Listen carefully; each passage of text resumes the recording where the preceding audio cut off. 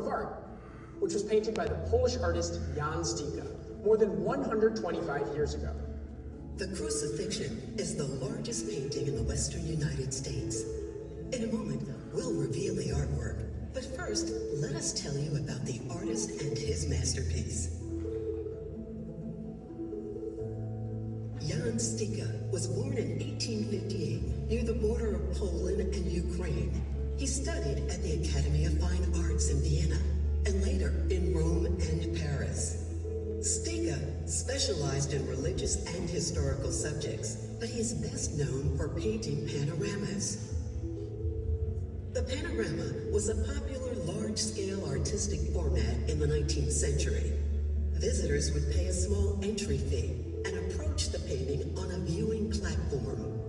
Many of these paintings were displayed fully in the round, while others, including the Crucifixion, were displayed in a semicircular formation. This photograph from the 1890s shows the original configuration of Stika's artwork. By enveloping viewers in a painted environment, panoramas created an immersive experience meant to give people the sense that they had been transported to a different time and place. This was true of the Crucifixion, which was originally called Golgotha, named for the place where Jesus was crucified. The artwork was commissioned in 1894 and was completed in 1896. It was finished in just a few years because Stika wasn't the only person working on the project. He oversaw a team of assistants, as was standard practice for the period. The Crucifixion measures 195 feet wide and 45 feet tall. To put that in perspective, it's 40% larger than Michelangelo's painting on the Sistine Chapel ceiling. For an everyday size comparison, it's longer than 5 school buses, and it's as tall as 4 buses stacked on top of each other. Wow. The main figures in the center of the Crucifixion are rendered at approximately life-size scale, while those on the periphery are much smaller. In total, the vast artwork features more than 1,000 people and a detailed view of ancient Jerusalem and the surrounding landscape. Wow. And now, we present the Crucifixion.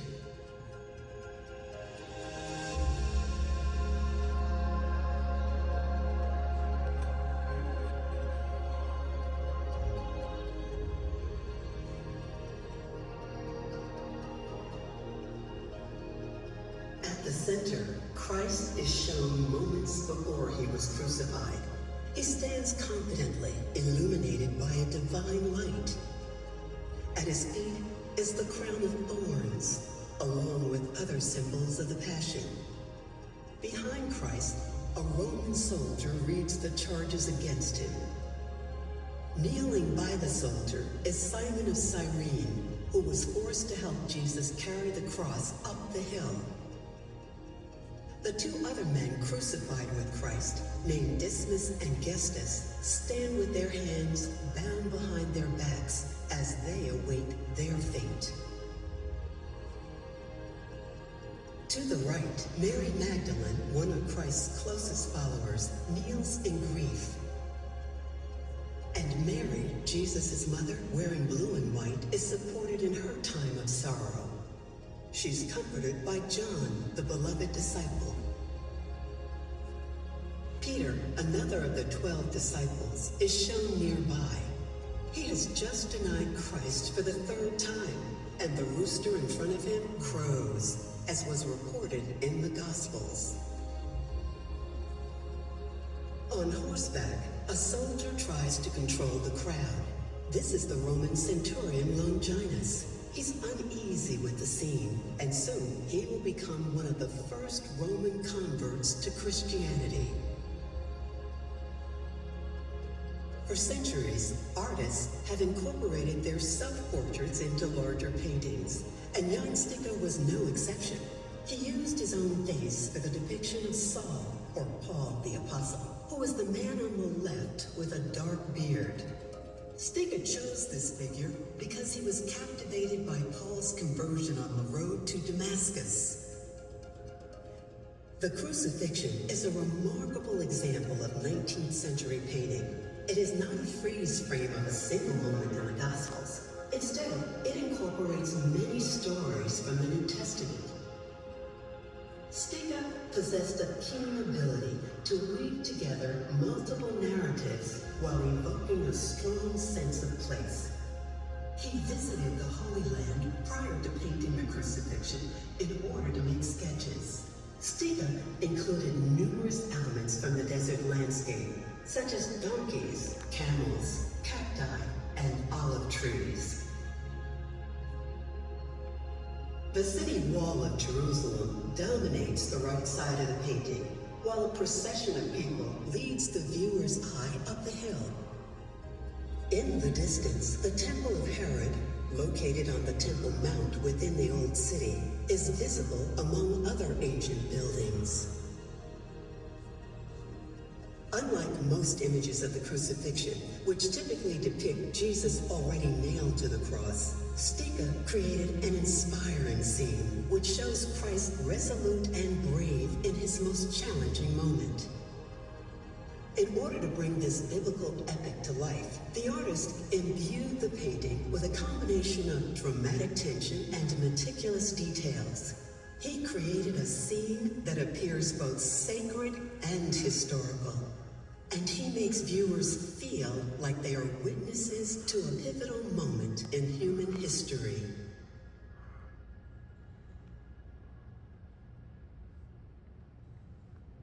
The story of how this painting ended up at Forest Lawn is almost as incredible as the artwork itself.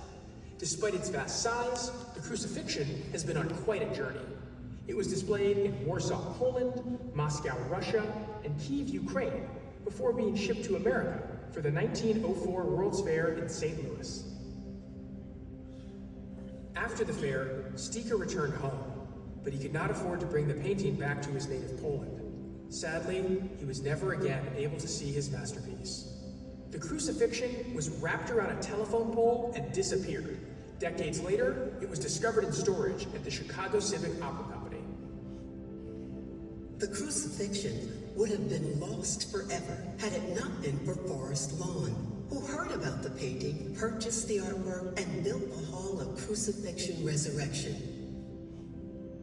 Jan Stiga passed away in 1925, but Forest Lawn hired his son Adam and daughter-in-law Wanda, who traveled to Glendale to assist with the Herculean effort of installing and conserving the painting. After nearly half a century away from public view, it was unveiled on Good Friday in 1951. The setting of the crucifixion is a vital component of the artwork. We're no longer able to encounter it in the original semicircle display, but much has been added, thereby transforming the painting into one part of a larger artistic experience. The building is a truly unique structure which guides viewers as they encounter Stiga's work. Located atop Mount Forest Lawn, the facade is based on another hilltop structure, the cathedral in Orvieto, Italy. Orvieto Cathedral was built between the years 1290 and 1591, and it is perched high above the bucolic landscape of the surrounding countryside. With a series of arches above the entrance, the Hall of Crucifixion Resurrection primarily utilizes the Romanesque style, which was a popular form of architecture in Italy and elsewhere in Europe during the Middle Ages. Once visitors enter the building, they are again transported, this time to medieval France. The interior architecture is inspired by Notre Dame Cathedral in Paris and other Gothic churches. Gothic architecture originated in France in the 12th century. Like the interiors of these churches, the Gothic corridor in the Hall of Crucifixion Resurrection is lined with clusters of tall, thin columns that project upward and continue across the ceiling as a ribbed vault. As in traditional Gothic buildings, gray walls contrast with a colorful glow of stained glass. The central rose window, which is shaped like a flower in bloom, measures 11 feet in diameter. At the heart of the window is an inscription that reads, Honoris Causa, which is a Latin expression meaning for the sake of honor. The lancet windows, so called because they resemble lances or spears, include scenes from the life of Christ, as well as illustrations of Christian hymns. This window, for example, depicts the adoration of the Magi, while another shows Jesus, Mary, and Joseph on the flight into Egypt. And a later scene illustrates the baptism of Christ. Beyond the Gothic corridor is the immense theater where you now sit. It was inspired by classic movie palaces built during Hollywood's golden age. The grand and cinematic space suits the dramatic painting.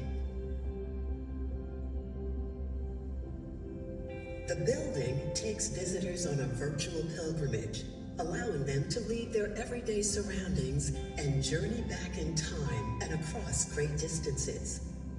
By combining numerous architectural styles in a unique manner, the Hall of Crucifixion Resurrection transports visitors to a hilltop town in Italy, then to a cathedral in medieval France, and finally into a grand theater where viewers encounter a scene of ancient Jerusalem on the day of Christ's crucifixion.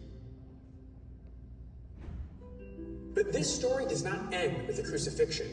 In the years after the unveiling of Sticha's artwork here in Glendale, Forest Lawn commissioned a companion painting. American artist Robert Clark was hired to paint the Resurrection. Whereas the crucifixion traveled throughout Europe and the United States, Robert Clark's painting has never left this building. The blank canvas is on display in 1961 in front of the crucifixion. And here, Clark is at work in a studio attached to the theater that was built specifically for his new artwork. As you will see in a moment when we reveal the resurrection, the setting depicted in both paintings is the same. Each occurs on the outskirts of ancient Jerusalem, but the time has changed. It is no longer Good Friday, but Easter Sunday morning. The sky has turned from dark and stormy to a sunny pastel. Clark's work is not only tied to Sticha's painting, it also relates to Forest Lawn's original use for this hilltop location.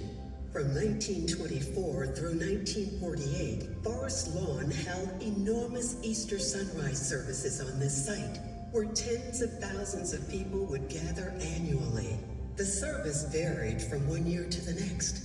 On some occasions, it included a band shell with musical performances by the Los Angeles Philharmonic Orchestra and a community choir with hundreds of singers arranged in the form of a cross. Other years, there was an Easter pageant with a recreation of Christ's rock-cut tomb and actors portraying the New Testament scene. By adding Clark's painting of the risen Christ, the Hall of Crucifixion Resurrection creates a permanent way of commemorating and reenacting the story of Easter.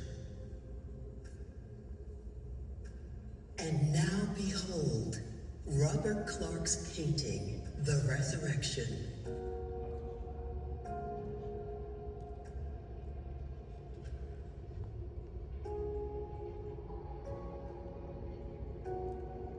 Christ has emerged from his tomb and gestures toward the countless people in the heavens. Beyond them are several churches. On the left is Hagia Sophia, the 6th century church in Istanbul. Moving toward the right, we see Mont Saint-Michel, a medieval church located atop a fairy tale-like perch in Normandy, France. Next is the Cathedral of Florence in Italy, a marvel of engineering and a masterpiece of Renaissance architecture. Nearby is St. Peter's Basilica in Rome, an important symbol of the papacy and the largest church in the world.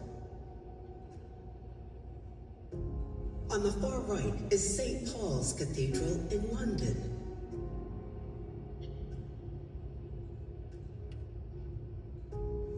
And below is the Old North Church in Boston. This church provides a connection not just to America, but to Forest Lawn. In the same year the painting was completed, Forest Lawn finished construction on a full-scale replica of the Old North Church at Hollywood Hills, which is shown here during its dedication ceremony. As a final touch, the artist included orange California poppies in the foreground. This subtle homage is a way of connecting a biblical scene to the present while linking ancient Jerusalem to Southern California. The flowers bloom every year around Easter, including just outside the Hall of Crucifixion Resurrection.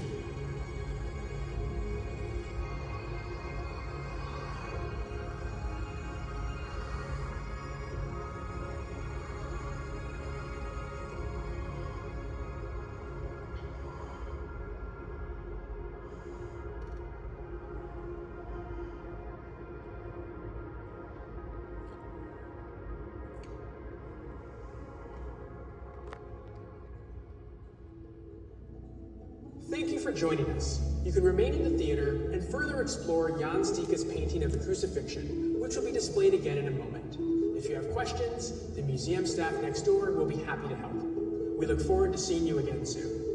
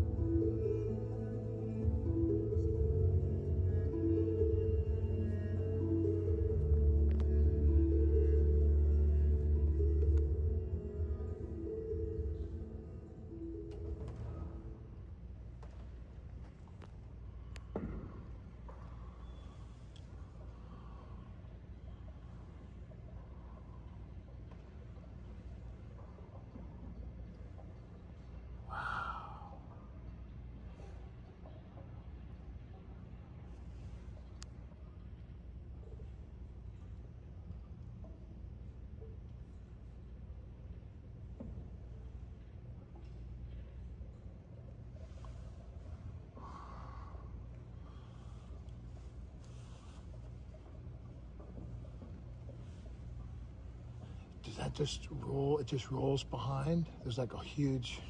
Yeah. It doesn't fold. What? It doesn't fold up. It does not fold up. There you So, are. in the presentation, they talk about how Robert Clark painted that on site here. They, in like 1961, they built an addition on the side of the building for him to work for his studio. So, and that is where the painting lives. So there's a studio and warehouse that's off the stage to the left here, where Robert Clark worked for, I think it was around 3 years to paint this. That's where that painting currently is stored when it's not on view. Wow. It rolls out in front of the crucifixion on this special set of casters.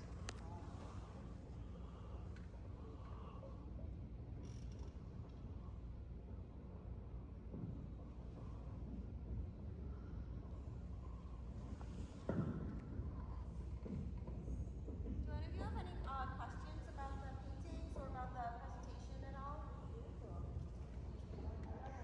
Oh, good, good.